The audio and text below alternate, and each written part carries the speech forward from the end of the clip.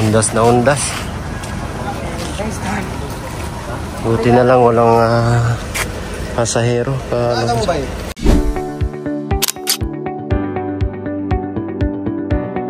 Bye! Yung ginagawa ni...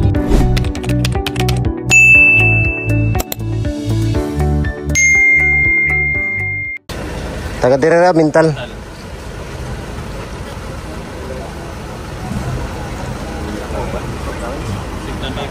Sina kay Kayla. Dito lang nato dalon para dili ka makuan ba? Elmer na. Okay. Nasa 20. Paano dito sa tawagan ng Padalog UP? Hindi na sa 22. Ilala. Ay diha sa 22. Ha? Pwede po dito na to kuanon. Pwede na to dito. Para Signal good. May kuryente ba? oh, brown out lagi. Ito lang na tanay ko. Nakanao mo do. Lubong. Anak. Ugma na siguro ni. Punta-punta lang ka. Oh, pwede po. Oh. Kuha na yung konsoy. ID ko. Para na address. Bisa kung sa nga kanang balag dili license basta na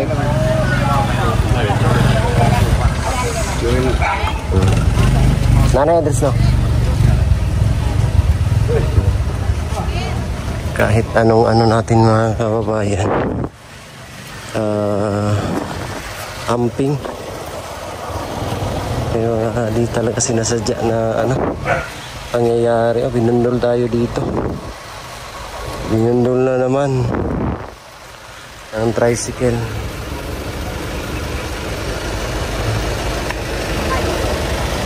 Ito siya. Kunti lang pero talagang nag-ano siya. Asaran niya dapat? Dire. Adaro lang? Ano lang?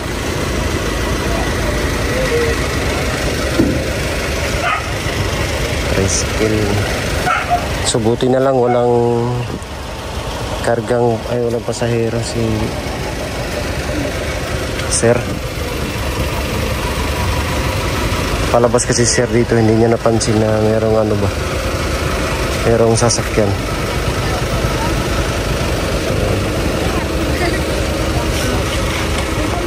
Ano talaga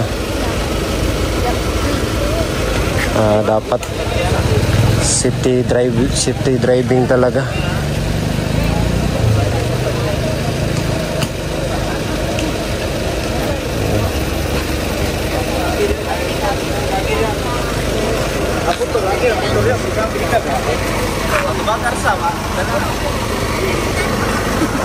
Disgrasya talaga. Pero sige lang. At least wala yan. At least walang casualties na ano ba. Paano gano'n na lang no? Pa-repair na lang. Kawawa rin si Mintal. Oo. Kunti lang naman yung ano damage. Disgrasya talaga. Dapat talaga defensive driving talaga palagi ba? kaside mo yung tatukan. Para maano natin.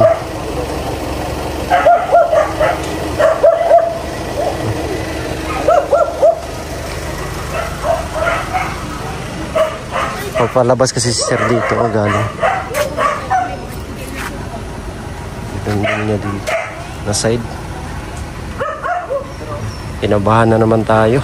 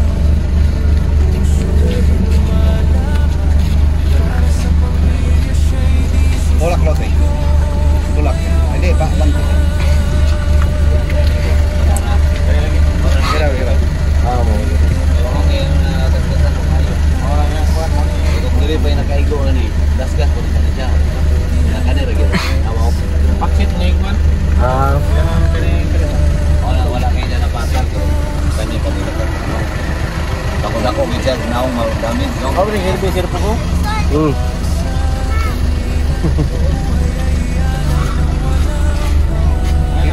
Gitar. Penting sir ah.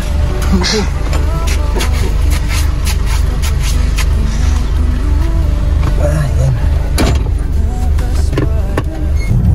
Ayan mga kababayan, talaga natin malaman ba yung mga pangyayari, kahit anong ingat natin sa pagmamaneho, kahit anong safe na defensive driving, meron talagang mga driver na hindi, parang ang laki naman ng sasakyan na to, parang hindi niya nakita. Minto na nga ako sa kasi alam kong siya palabas, alam kong ay, gandahan na nga ako. Pa ako, tawag yan, sarbato, hindi pa rin napansin. Wala, buti na lang walang malaking damage, walang nadamay na buti na lang din, walang pasahero si tatay.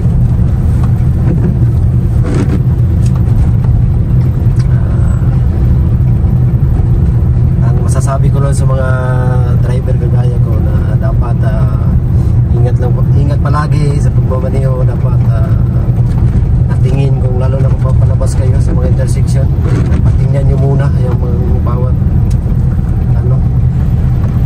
bawat kanto, kung meron bang paparating na sasakyan, kasi may problema ka, madagdagan yung problema mo, ganyan. Di ba, Choy? Wis 175. Wis. Meron pa naman kaming pasahero, kasama ko yung pamangkin ko at saka yung anak ko.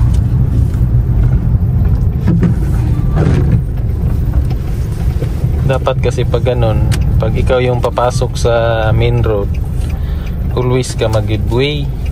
Pag ikaw yung papasok, basic naman yan sa pag magkuha ka ng license. Buti na nga lang kung yun, nadala lang sa usap-usap. Hirap na pag may bound yung license mo, hindi ka makapag hanap buhay, paano na lang yung pang araw-araw. Kaya sa mga driver at sa lahat ng mga driver na iingat, lalo na yung mga nagmumotor, mga nagmumotor din, palagi kong mapapansin na magmotor kayo, isa din ako sa nagmumotor, dapat talaga nasa gilid yung mga motor kasi sobrang delikado sa gitna, lalo na pag 4 lanes, dapat doon talaga tayo sa designated natin na lane, huwag tayong papagitna kasi sobrang delikado sasakyan. Although meron tayong dito speed limit, pero pag motor dapat sa gilid, yung mga tricycle dapat sa gilid, right side na gano'n pala, lalo na pag mga national highway, 4 lanes. Huwag kayong magpagsabayan sa mga sasakyan kasi sobrang delikado. Kayahin niyo yung kaibigan ko na Yuwis! Bait ako. Sa na nga ako dumadaan, sa yung hindi na kalsada eh. Dito na sa pinakagilid. Hindi, sa damuhan na talaga. Kasi ayaw kong minsan kasi ito yung ganun yung sa gitna yung ginawa mong daan. Takot ako sa kalsada, kaya sa trail na lang ako. Doon na lang sa damuhan. Bundok. Papunta na lang ako sa bundok para walang makasalubong na sasakyan. Basta si Sir. Basta si Sir. Ang ano nun Choy, buti na lang konti lang, so pwede pa magamit yung sasakyan bukas kasi maaga pa naman kayo aalis bukas. Aalis sila mga kababayan alas 6 yung, so kung nagkataon buti na lang talaga. Hindi masyadong grabe yung nangyari. Mabagal lang din naman yung takbo namin kasi may ginagawang daan doon. May construction doon sa nag-construct ng daanan. So mabagal lang yung takbo. Sintro ano? Sintro eh. Kita talaga ng pick up ba? Hindi, nakita ko na yun siya. Paano? Oo, nakita ko na siya. Kala ko nga hihinto siya. Hindi kasi siya tumingin sa kabilang side. Doon lang siya sa sa kabilang side nakatingin. Hindi siya tumingin sa atin. Ang paparating na sasakyan hindi man doon galing sa kabila kasi kaya sa kanan man. Dapat dito yung tinignan niya una. Tapos doon. Kasi yung daan doon parang na din yun eh, one way. Kasi may ginagawa sa kabila. So dapat yung kabilang side yung tinitingnan niya. Ang dami yung ganyan talaga no. Diba yung sabi ko sa iyo yung mga biglang papasok lang ba, hindi pasok titingin bigla. Yung dito rin nakaraan. Lapit din, muntik din kami dito. Biglang dumiritso lang yung motor, hindi. Dapat tingin muna bago liko. Yung iba kasi liko muna bago tingin.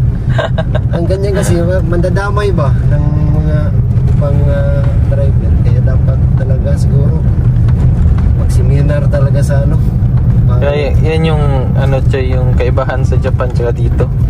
Kasi sa Japan talaga, yung baga kung saan yung linya mo, doon lang sila. Kung baga sila ba? Pagka nang educate ba? Na-educate din sila. Dapat kung alam talaga nilang batas sa daan. Paano man yan, ma-prevent man yung ganyan. Para din yan sa yung safety. Hindi man yan para sa iba. Kasi hassle eh. Maabala ka ba? Boatsi na lang. Pangalawang beses na talaga na nangyari. Ako first time ko. Ikaw? Ikaw yung binundol o ikaw yung nakabundol? Ay, yung bundol lang. Dalawang beses na ako. First time ko ma-experience na kasama ka. First time. Ako, dalawang beses na ako na bundol din eh. Nagmumotor pa ako. Oo. Yung una, yung lasing yung nakabundol sa akin. Yung pangalawa, matanda, bigla siyang nag-switch ng daan. Pumasok sa linya ko. Nabundol. Ang hirap pag ganyan, dapat talaga ingat lang para safe. Buti na lang talaga.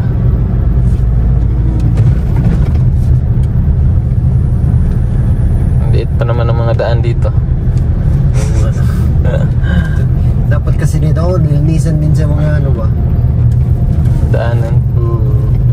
Nakatira ba yung mga residents. Undas pa naman ngayon. Experience. Katrauma yung ganyan ba? Kaya ingat talaga mga kababayan. Kaya ako pag nag-drive ako ingat talaga ako. Malayo pa yung sasakyan, hihinto na ako. Kaya minsan hindi ako nakakaalis. Sa traffic light hindi ako nakaalis. Bastos ka. Ayun, salamat na lang din kasi safe kami, safe si tatay.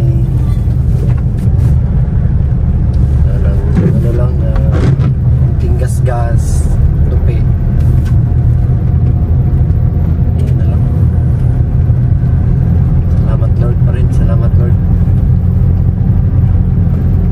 So yun nga mga kababayan, thanks God pa rin kasi hindi malaki yung damage, saka walang nadamay na kung ano-ano pa, walang casualties. So mahal pa rin tayo ng Panginoon kahit ganun yung nangyari. So ano na lang, charge to experience, at saka dubli ingat na lang sa mga kagaya ko driver, mga kababayan. Dubli ingat sa mga nagmamaneho. Ayan, kung pagod kayo o inaanto kayo, so pwede naman yung ihinto yung sasakyan sa gilid, pwedeng mag-idlip muna sa gilid para safety. At saka yung mga nakainom, wag na kayong magmaneho. At saka yung may balak uminom ay wag na kayong mag-inom. Wag na kayong mag-drive. So kaya kay tatay, ang masabi ko na sa susunod ay dubli ingat, ingat lang palagi. At sa lahat-lahat na rin mga kababayan, at sa kagaya rin namin na laging bumabiyahe, kaya naman lagi naman kaming nag-iingat. Ayan, laging magdarasal na sana ay palagihin kaming safety sa aming pagbabiyahe sa araw-araw. Siyempre kasama yung buong team. Thankful din ako mga kababayan sa inyong lahat na laging nagdarasal sa aming safety na paglalakbay sa araw-araw sa biyahe namin. Maraming salamat talaga sa inyo po na walang sawang nagmamahal. Alam kong nandyan po kayo na laging nakasuporta at nagmamahal sa amin, kaya thank you so much sa inyong lahat mga kababayan. And ayun lang, thank God. Ayan, thank God kasi safe pa rin kami nakauwi. Although kinabahan talaga ako mga kababayan kasi sa ganun nangyari, biglang ganun, biglang binundol kami. So buti na lang rin na dahan-dahan lang tayong nagpatakbo, kasi kung wala kasi or mabilis yung takbo namin, siguro hindi yan yung mangyari. Siguro talagang malaki yung damage, saka meron, hindi ko alam kung anong mangyayari. Buti na lang talaga po. Thank God. At sa mga laging nagdarasal sa aming mga safe na biyahe, thank you talaga sa inyong lahat mga kababayan. So yun lang, yung team ay laging nandirito para sa mga kababayan. Sa pamumuno yan ni Sir Paul mga kababayan, patuloy lang po natin suportahan ang buong PB team sa pamumuno po ni Pugong Biyahero. Yan lang po. God bless po sa lahat. I love you all. Bye bye.